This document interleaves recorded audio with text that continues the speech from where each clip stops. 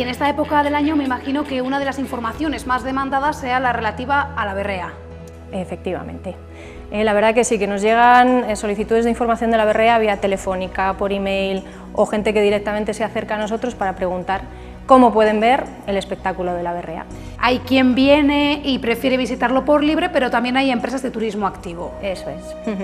Nosotros desde aquí lo que hacemos son dos cosas. Por un lado, explicar zonas donde el avistamiento puede resultar relativamente fácil, zonas pues, de vegetación más o menos abierta o puntos altos desde donde apostarse e intentar ver un fondo de valle, por ejemplo, siempre, como digo, a distancia, para no molestarles. Y si no, si prefieren contratar una empresa de la zona, que además pues, estamos promocionando un poco la economía local, pues les informamos de las empresas que lo hacen pues, a lo largo de todo el parque. Básicamente nos dedicamos a la observación de aves y botánica, vienen muchísimos botánicos a ver la cantidad de plantas diferentes y varios endemismos que tenemos aquí en la montaña palentina, y sobre todo está el perfil del cliente que tenemos y la mayoría de los clientes son clientes extranjeros, de toda Europa, vamos, aunque vienen de todo el mundo, pero básicamente ingleses, mucha gente de los países escandinavos, suizos, alemanes. La berrea es el celo del ciervo y bueno, pues es un poco, aquí en concreto en el norte de Palencia suele durar más o menos un mes, suele empezar a mediados de septiembre, depende muy mucho de las condiciones climatológicas. Hay que tener cuidado porque la presión del visitante puede dar al traste con este ciclo natural. Sí, vamos a ver, este es un ciclo natural, como bien has dicho, y se aprovecha para la actividad cinegética. Lo que tenemos es que ser lo más respetuosos posibles para hacerla compatible con el resto de actividades que podemos desarrollar dentro del parque y dentro de la reserva.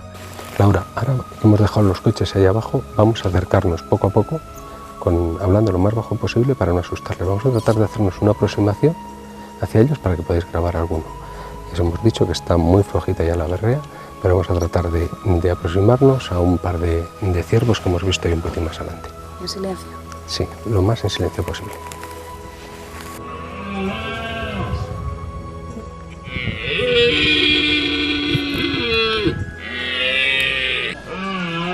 Es bonito verlo, pero también escucharlo. De hecho, se escucha más que se ve. La inmensa mayoría de la gente que viene dice, no, es que he estado escuchando la berrea.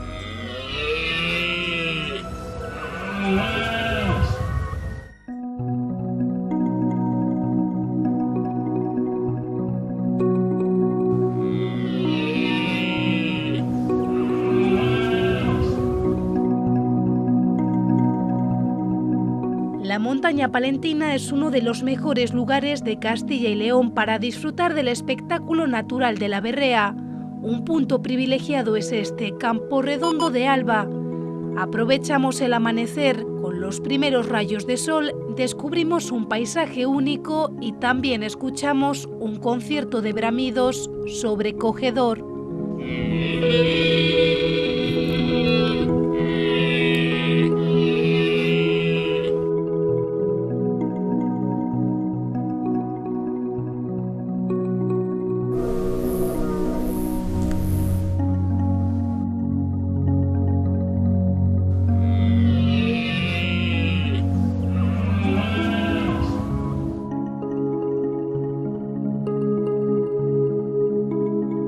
Los ciervos machos llegan a perder lo que hablamos, entre 60 y 80 kilos, porque el tiempo que dura la berrea no comen nada, suelen beber un poco de agua y comer muy poco. Están todo el rato pendientes de las hembras y lo que es en sí el berrido para llamar a cuantas más hembras mejor y asustar a los otros machos.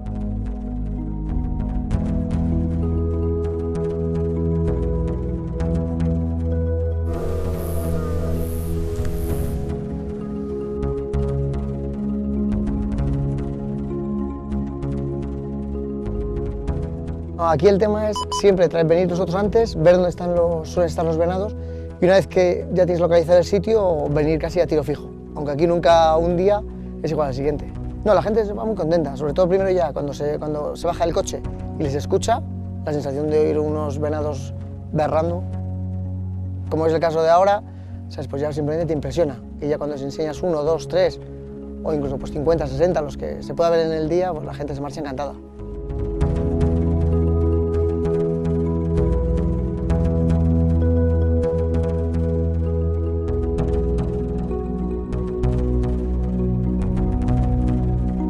Atravesamos la montaña palentina para llegar a Cervera de Pisuerga. Allí nos esperan en la Casa del Parque.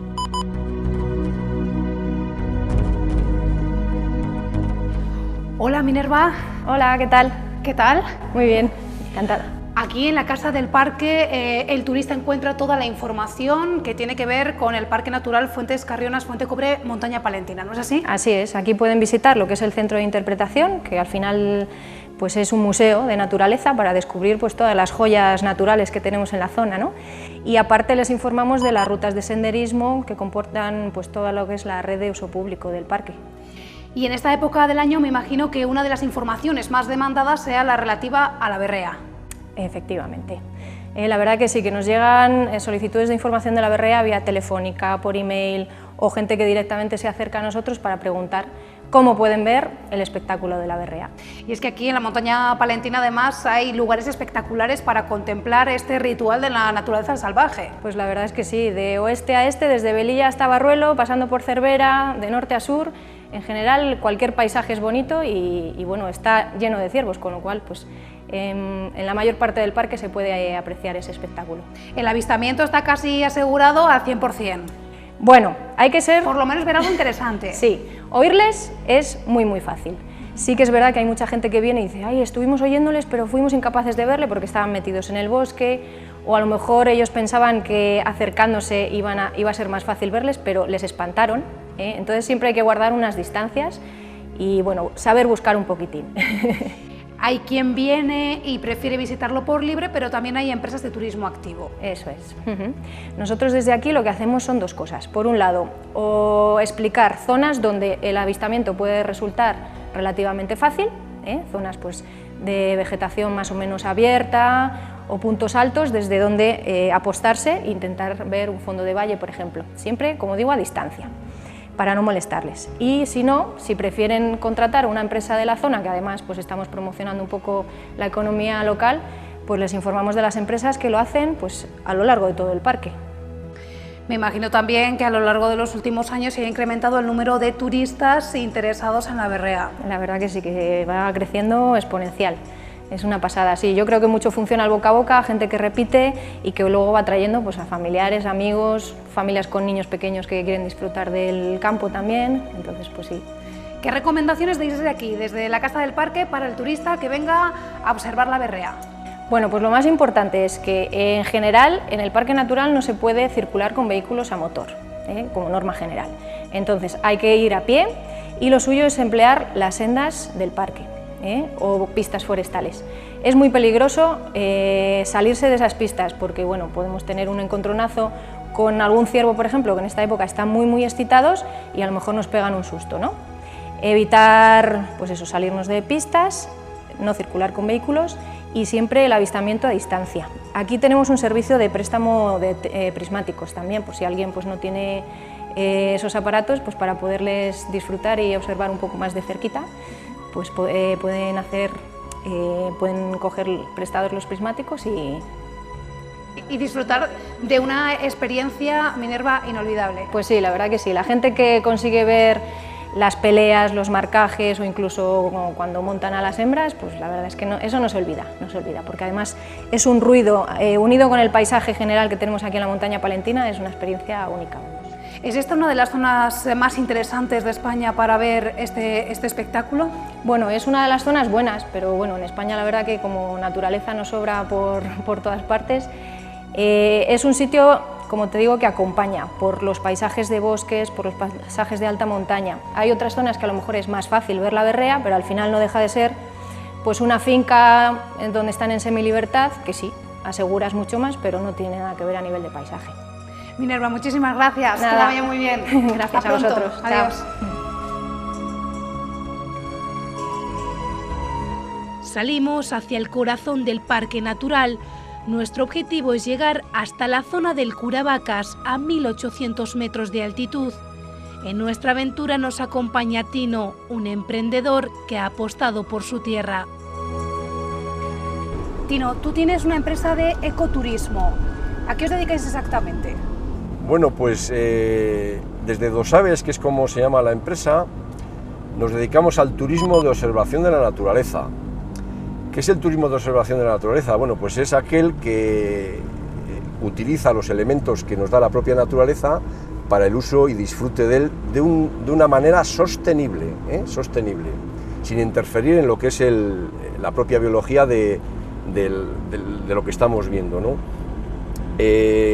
Básicamente nos dedicamos a la observación de aves y botánica, vienen muchísimos botánicos a ver la cantidad de plantas diferentes y varios endemismos que tenemos aquí en la montaña palentina, y sobre todo está el perfil del cliente que tenemos la mayoría de los clientes son clientes extranjeros, de toda Europa, vamos, aunque vienen de todo el mundo, pero básicamente ingleses, mucha gente de los países escandinavos, suizos, alemanes, pero ya te digo que de cualquier lugar del mundo puede venir gente, y de hecho viene a visitar la montaña. Decir que esta es una de las comarcas con mayor biodiversidad de Europa es muy atrevido. No, para nada, y no me pongo colorado al decirlo. ¿Es así? Sí, científicamente está comprobado de que la montaña palentina, no ya solamente de Europa, sino dentro de lo que es la propia cordillera cantábrica en la cual está enclavada montaña palentina, es uno de los lugares privilegiados de los cuales tiene la península ibérica. Dentro de Europa, por supuesto, es una de las regiones, una de las comarcas con mayor biodiversidad, lo cual hace que sea bastante singular de cara al visitante, porque aquí puede ver lo que en Europa ha desaparecido o está desapareciendo a lo largo de los años, ¿no? Afortunadamente, al ser esta una zona que durante siglos ha sido una zona deprimida, apartada de las grandes vías de comunicación en su día, bueno, pues se conserva un ecosistema muy bien conservado, ¿no? Con mucha biodiversidad tanto de plantas, aves, mamíferos, etcétera, Comentaba que vienen personas de diferentes nacionalidades. Apuntaba también los suizos. Sí, por supuesto. Esta semana tenía un grupo de suizos que de hecho les he dejado ir por la mañana en el aeropuerto, y claro, tú coges o entras en internet y metes turismo en Suiza, ¡buah! Y se te salen los ojos, ¿no? Porque aquello es el paraíso, ¿no? Bueno, es el paraíso entre comillas. Prácticamente cualquier país de Europa está muy tocada por la industrialización, son lugares que han sido desarrollados económicamente muy fuerte desde hace ya muchos años. Entonces, bueno, pues prácticamente les falta muchas de las cosas o carecen de las cosas que realmente aquí tenemos más o menos en abundancia, ¿no? Cuando llegan aquí, ¿se sorprenden? Por supuesto. Lo primero que se sorprende es la amplitud del paisaje. La montaña palentina, al estar en la cara sur de la cordillera cantábrica, son paisajes muy amables, son lugares en los cuales son bastante accesibles, montañas muy abiertas, en los cuales se puede pasear sin necesidad de ser un experto montañero o hacer grandes travesías para poder visitar los lugares de interés. Entonces, bueno, se sorprenden del lugar que es la montaña palentina y que desconocen.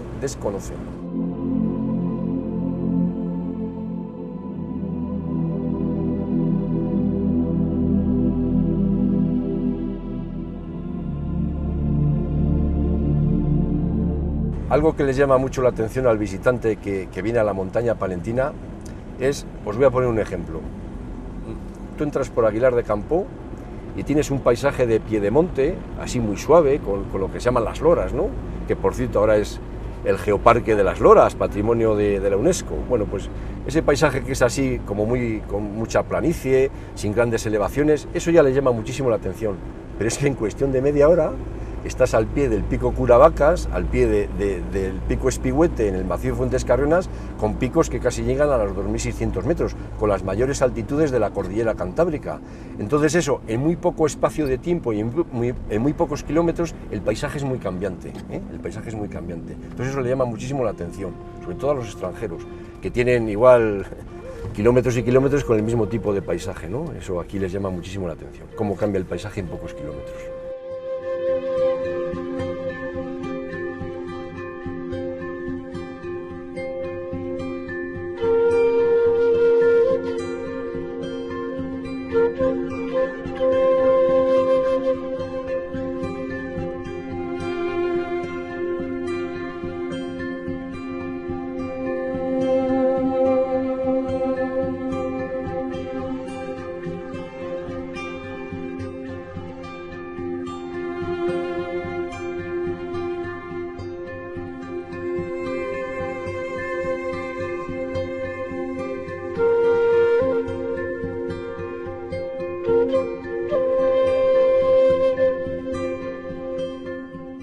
Estamos ahora en una zona con una altísima riqueza medioambiental.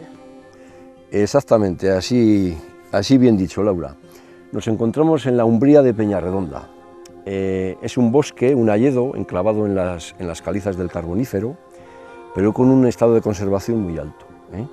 La especie predominante es el haya, y luego rodeado todo alrededor, si veis, unos árboles que son de un color más amarillito, que es el Frasinus excelsior, que es el fresno de hoja ancha, y luego, bueno, tiene varias manchas también de pequeños bosques de tejos, similar a la teja de Tosande, pero de menor entidad, y luego pues muchos otros árboles acompañantes, como pueden ser el serval de cazadores, mostajo, espinos, endrinos, etc. Quizás lo más característico de este hayedo es el límite al que está enclavado, ¿no? Dentro de la cordillera cantábrica, los hayedos ocupan la cara norte de la cordillera y las zonas más húmedas, pero este hayedo, aún estando en la cara norte, está ya al límite de su distribución. Básicamente, si quitásemos ahí la Peñarredonda, que es la montaña esa más alta que vemos al fondo, pues ya tenemos la meseta pura y dura. A partir de aquí hasta el sistema central no hay ninguna otra elevación considerable la cual pueda albergar un bosque de estas características.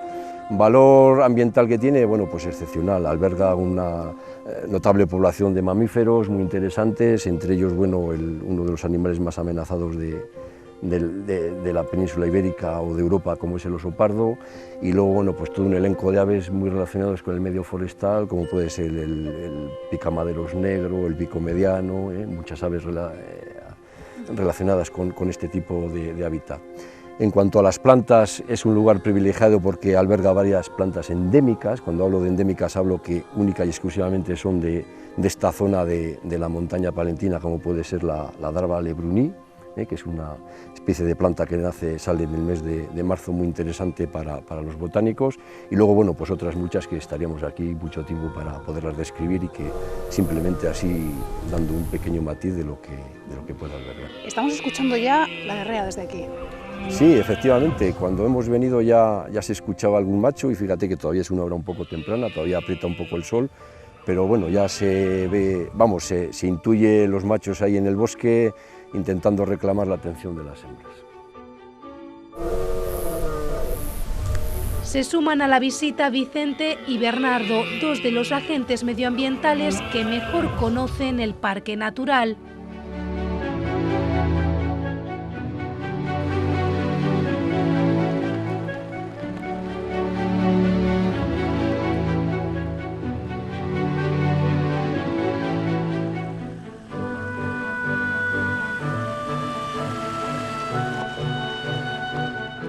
Bueno, Laura, hemos pasado de la cuenca del Pisuerga, donde hemos estado viendo la umbría de Peñarredonda y todo, a la cuenca del Carrión. Si te fijas, el paisaje es totalmente distinto. Fíjate, en cuestión de unos metros hemos dejado esos bosques, grandes bosques caducifolios, y hemos pasado a una zona un poquito más desforestada. Aquí es la montaña pura y dura. Esta zona ha sido muy frecuentada por la transhumancia durante muchísimos siglos, entonces, bueno, pues el paisaje es un paisaje, el que vemos ahora ya, de escobal, brezal, muy transformado por la mano del hombre. Aquí pacían miles de ovejas durante muchos siglos, han estado viviendo, y hasta hace poquitos años que se terminó ya de hacer ese tipo de viaje, bueno, pues se ven un poquitín los resultados de esa transformación por la mano del hombre.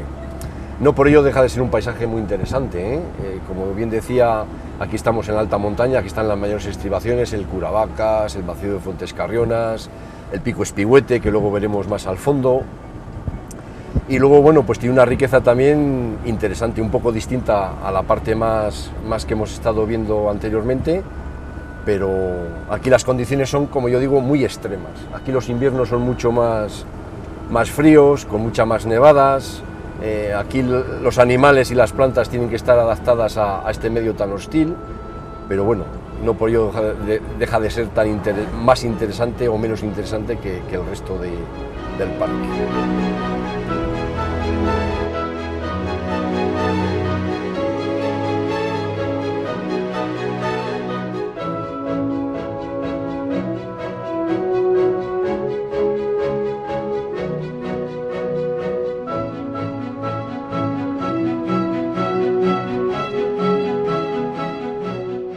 aquí divisamos montañas únicas.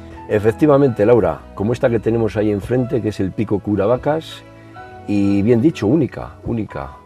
Casi 1000 metros de montaña de conglomerado, canto de río aglutinado con arenas, que hace varios millones de años fue un antiguo delta de un río, y que después en lo que es toda la orogenia alpina, bueno, pues se encresparon estas montañas desde abajo y bueno, el resultado que vemos ahora mismo, ¿no?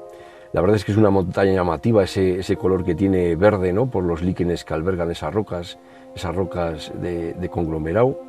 Y la verdad es que yo creo que es uno de los iconos de la montaña palentina, incluso de toda la provincia de Palencia. Yo creo que es una de las montañas más fotografiadas y que salen en varios lugares como símbolo de lo que es la bravura de este territorio. Y ahora vamos a acceder a pleno corazón del Parque Natural Fuentes Carrionas, Fuente Cobre, Montaña Palentina. Eso es. Este cortafuegos pista que hemos cogido ya nos va a meter a una altura de unos 1800 metros y vamos a estar en lo que es prácticamente el centro del parque.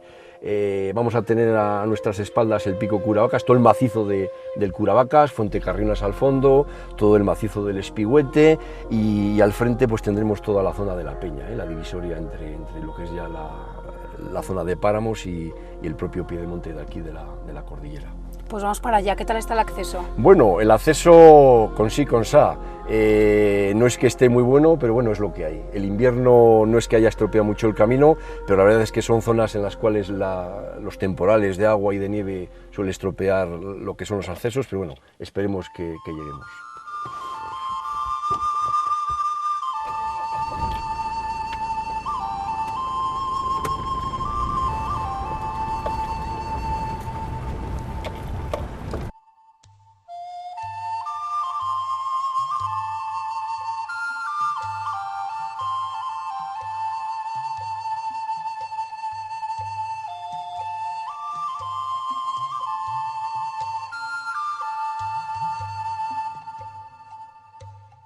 Hola Vicente, muy buenas tardes. Buenas tardes. Estamos en una época del año donde se puede ver uno de los rituales más apasionantes de la naturaleza, la berrea. ¿En qué consiste básicamente? Bueno, la berrea es el celo del ciervo y bueno, pues es un poco, aquí en concreto en el norte de Palencia suele durar más o menos un mes, suele empezar a mediados de septiembre, depende muy mucho de las condiciones climatológicas, y suele durar un mes dependiendo también de, pues eso, de si esas condiciones son favorables o desfavorables. Este año son muy desfavorables, con las 4 gotas que cayeron a mediados de septiembre, principios de septiembre. Se ha adelantado muchísimo, pero también vamos a adelantar mucho el cierre, con lo cual ahora mismo pues es complicado escuchar algo de berrea. De hecho, la hora que es ya deberían de estar ya moviéndose y prácticamente ni se oye ni se ve nada. En el Parque Natural de Fuentes Carrionas, Fuente Cobre, Montaña Palentina, donde hay 80.000 hectáreas, me imagino que tiene que haber lugares espectaculares para ver la berrea. Berrea hay prácticamente por todo el parque y por toda la reserva. Sí que es cierto que hay sitios mejores que otros para la observación. Yo creo que, bueno, pues guardando un debido de respeto y sobre todo guardando unas debidas normas, cualquier sitio es bueno para observarla y para verla y para escucharla. Hay mucha gente que se conforma simplemente con escucharla, pero vamos, hay sitios buenos para verla y para escucharla. En la época de la berrea los machos pues depositan todas sus energías, incluso pueden perder la vida. Tanto que a algunos les cuesta la vida. De hecho, sobre todo los animales muy viejos, o que han acabado el invierno o el verano muy tocados, en la berrea acaban con heridas que les puede costar incluso la vida o acabar tan tocados que no pasen el invierno. ¿Cuando amanece es una buena época para verlo?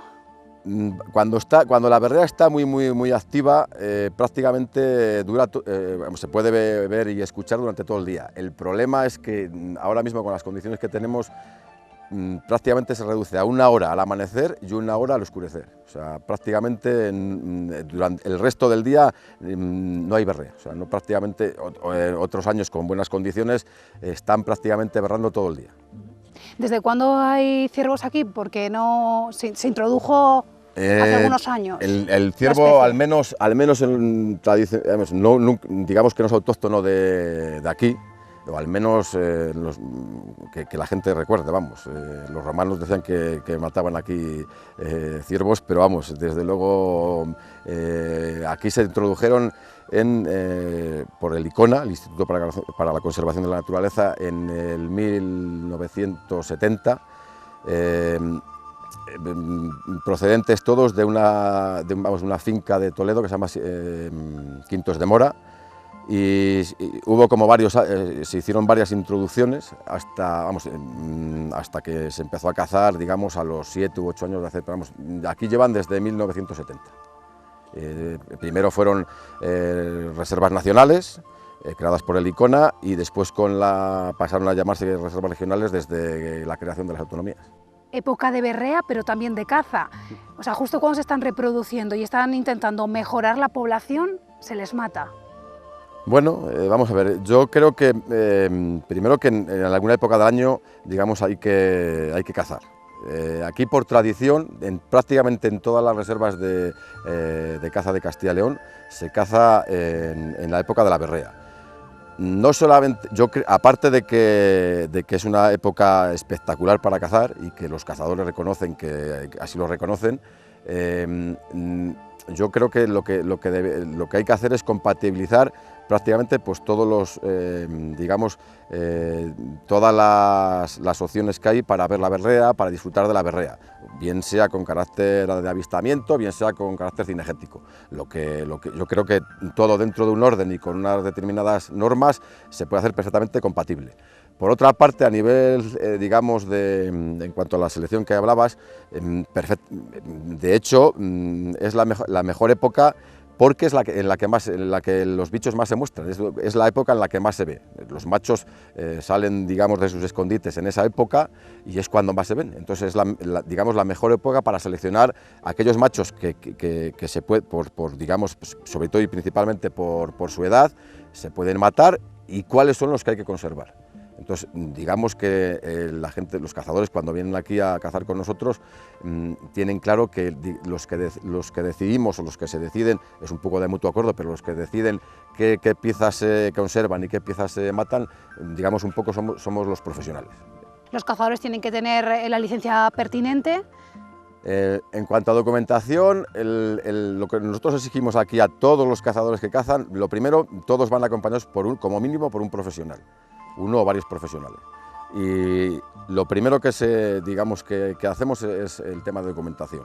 Licencia de caza de Castilla y León, o la interautonómica, el seguro de responsabilidad civil del cazador, la guía del rifle que van a utilizar, el DNI o fotocopia compulsada del DNI, la licencia de armas, bien de la clase E si es de escopeta o D si es de rifle, y el permiso en este caso de la Junta, de la Reserva, que es un papelito amarillo donde te pone la especie que puedes cazar, los días que puedes cazar, el guarda que te va a acompañar y demás. El que se lleve un buen trofeo, ¿cuánto puede pagar? Aquí digamos que cazamos dos tipos de venados, de tipo A o trofeo, o tipo B o no medallables. Los unos suelen andar por los trofeos entre 2.500 y 3.000 euros, sumando cuota de entrada y cuota complementaria, y los otros más o menos entre 1.000 y 1.200 euros, los de tipo B. ¿La caza aporta un buen dinero al parque? Bueno, digamos que en algunos pueblos, de hecho, prácticamente no tiene otros ingresos. Digamos que el sorteo, los propietarios o las juntas vecinales lo que hacen es sortear la caza que les toca, sacar la subasta, bien o bien una subasta, lo normal, la mayoría de la gente por una subasta, una página de la junta, y ahí se hace una subasta, y bueno, pues en la mayoría de muchos de los pueblos de aquí prácticamente es el único ingreso que tienen. Además me refiero a tienen otros ingresos, pero en algunos pueblos en la mayoría de los pueblos es un ingreso importante. Vicente, vamos a intentar ver la berrea, son las 6:15 de la tarde. ¿A qué punto vamos a ir exactamente? Bueno, vamos a situarnos aquí al fondo, y vamos a esperar a que, digamos, a que caiga un poco el sol, porque con la temperatura que tenemos yo creo que no, desde luego no se van a animar, y vamos a esperar a última hora de la tarde, más o menos de 7 a 8, a ver si somos capaces de ver algún venado. Pues con paciencia entonces. Vamos para allá.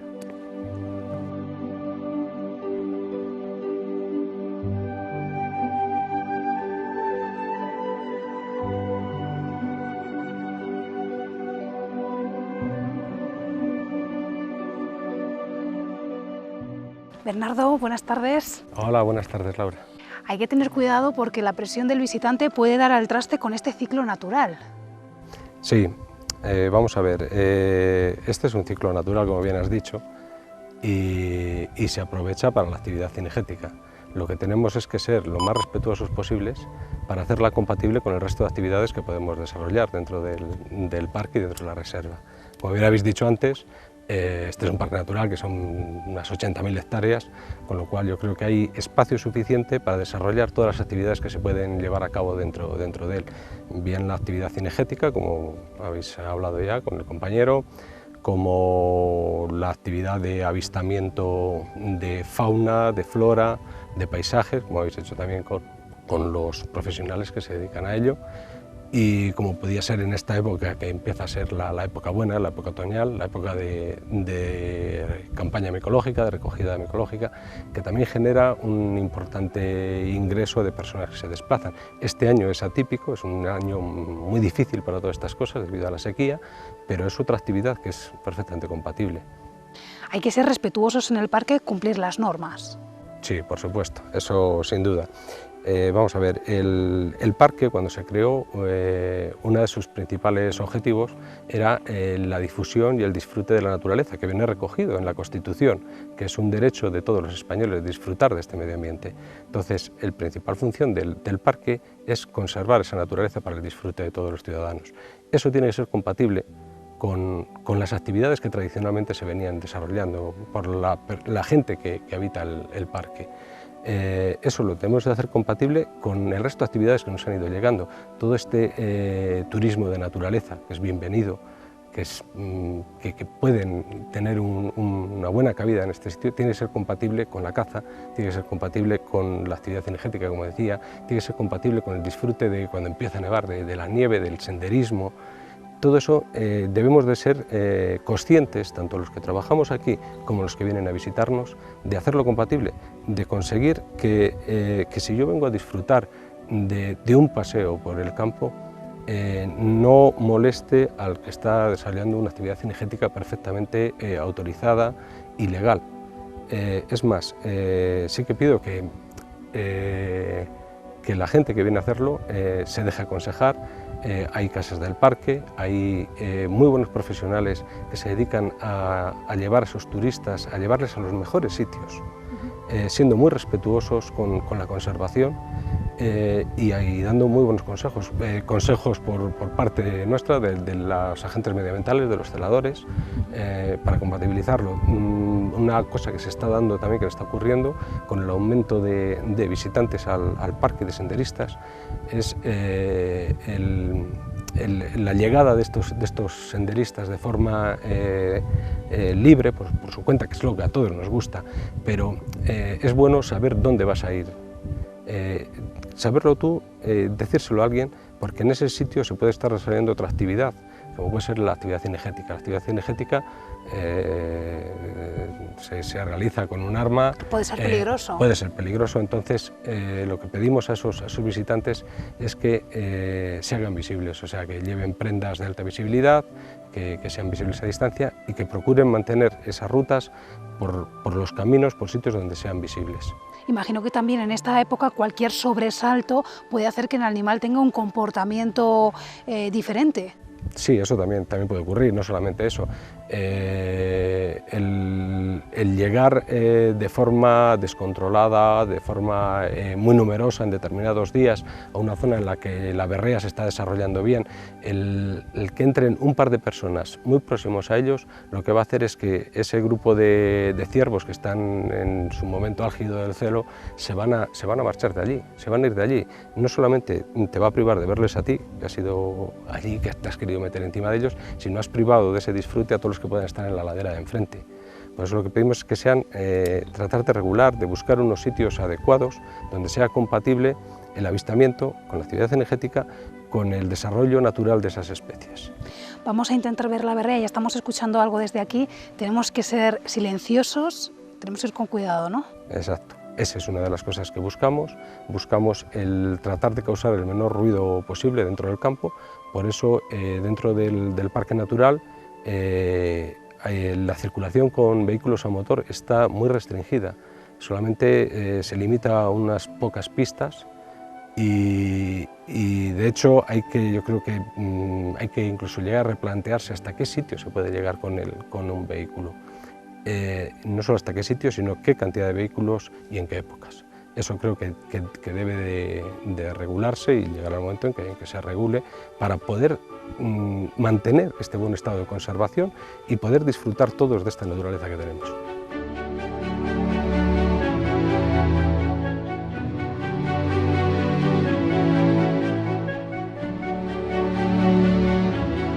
Muy bien, mira, Laura, ahora que hemos dejado los coches ahí abajo, vamos a acercarnos poco a poco, hablando lo más bajo posible para no asustarles. Vamos a tratar de hacernos una aproximación hacia ellos para que podáis grabar alguno.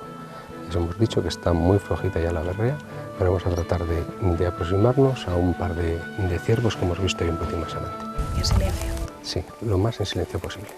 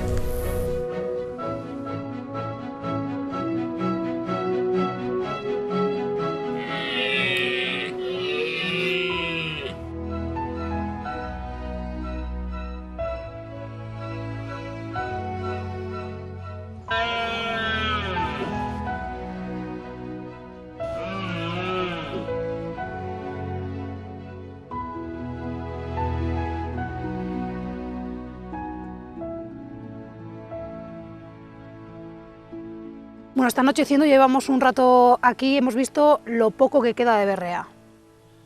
Vamos a ver, se adelantó demasiado porque cayeron 4 gotas en el mes de agosto y se ha adelantado demasiado. Normalmente suele durar un mes y depende de las condiciones climatológicas que dure más o menos o que se adelante más o menos. Este año calculo que, vamos, que quede sobre el 10 o el 15 de septiembre ya había bastante berrea y calculo que a mediados de esta semana se acabe por completo. Es bonito verlo, pero también escucharlo.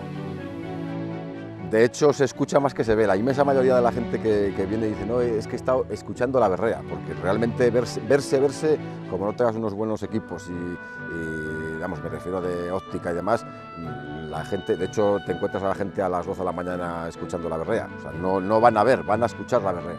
Y de hecho, el 90% de la gente, como no vayan con climáticos, no ves realmente lo que es la berrea. Escuchas, pero ver bichos y ver peleas, que es lo que más le gusta a la gente, es complicado. Algún ciervo con mucho ajetreo y con algún daño. Ha perdido algo más que... de hecho, hemos grabado uno que le faltaba un trozo de cuerno, que lo más probable es que le haya perdido en una pelea. Hace bien poco, con un cazador, hemos visto uno que estaba tuerto, tenía un ojo blanco completamente, posiblemente de alguna pelea con otro ciervo, tenía heridas en el morro, vamos. Quedan tan dañados que muchos de ellos no pasan la berrea, vamos, y el invierno les deja tan tocados la berrea que muchos de ellos no le llegan a pasar, no se recuperan y vamos, acaban muriendo. Es compatible la caza con los turistas que quieren ver la berrea, ¿verdad? Perfecto, sí, vamos, estoy totalmente de acuerdo que la caza con el turismo de observación de la naturaleza y en este caso de la observación de la berrea es perfectamente compatible. Lo único que, como bien comentaba Bernardo anteriormente, es lo que hemos comentado durante toda la tarde, que tenemos que conseguir que todo esto sea compatible, respetándonos mutuamente, respetando cada cual la actividad que está desarrollando. Y para eso es necesaria una regulación de este tipo de actividades dentro de lo que es no solamente el parque, incluso la montaña palentina, porque los animales a veces no saben de límites, incluso será necesario un espacio un poco más amplio que lo que es en sí el parque.